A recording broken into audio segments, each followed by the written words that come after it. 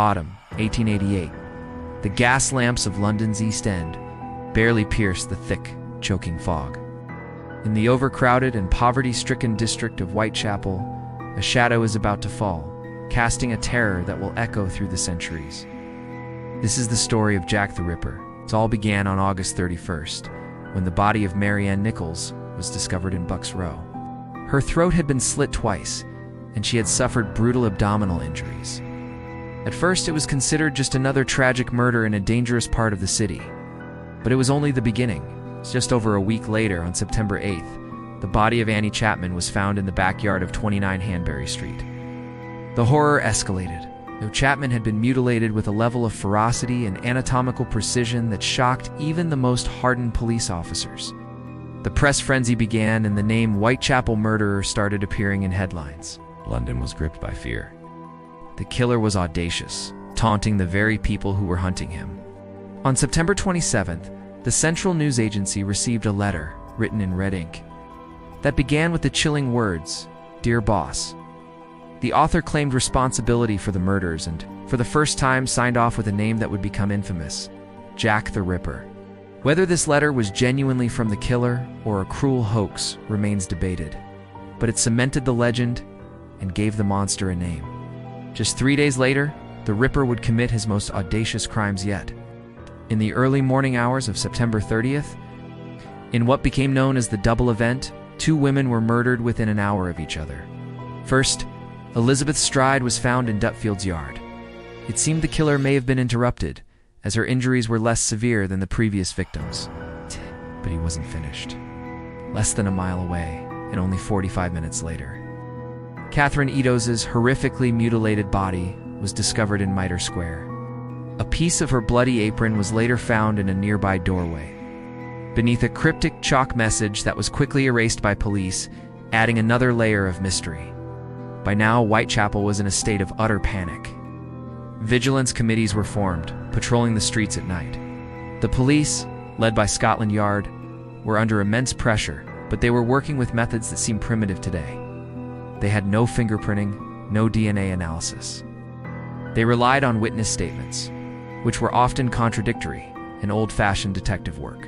They interviewed thousands of people and investigated hundreds of suspects, but the Ripper remained a phantom. The list of potential suspects was, and still is, enormous. It includes everyone from doctors and butchers who would have had the necessary surgical skills, to foreign sailors, and even members of the royal family. Some of the most famous suspects include Montague Druitt, a barrister and schoolteacher who was found drowned in the Thames shortly after the last murder. Sickert Kosminski, also known as George Chapman, a Polish immigrant and convicted poisoner. And Aaron Kosminski, a Polish Jewish hairdresser who lived in Whitechapel and suffered from severe mental illness. Each suspect has compelling arguments for and against them, but no definitive proof has ever been found.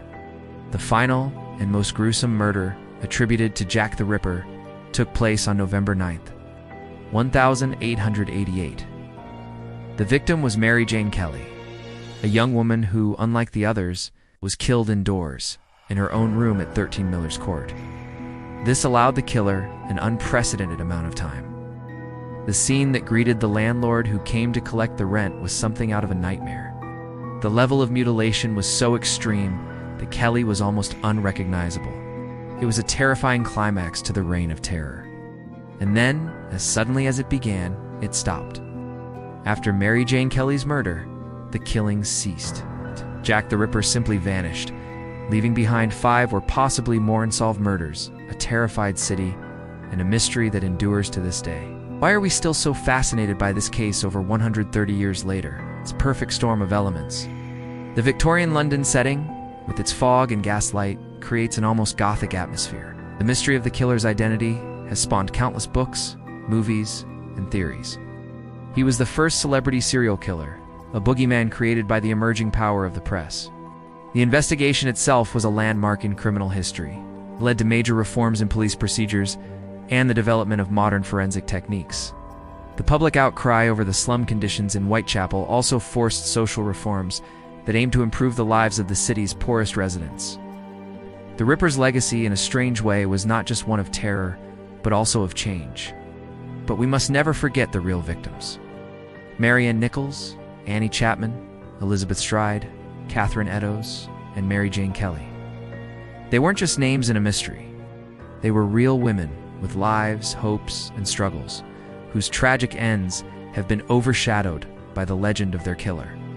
They were mothers, daughters, and sisters, forced by poverty into the dangerous streets of Whitechapel. Their story is the heart of the Jack the Ripper case. The identity of Jack the Ripper remains one of history's greatest unsolved mysteries. Was he a doctor, a madman, a butcher, or someone hiding in plain sight? Perhaps we will never know. The files at Scotland Yard remain open, and the shadow of the Ripper still lingers over the cobblestone streets of London. What do you think? Who was Jack the Ripper? Let me know your favorite theory down in the comments. Thanks so much for watching. If you found this journey into the dark past interesting, please hit that like button and subscribe for more deep dives into history's greatest mysteries. See you next time.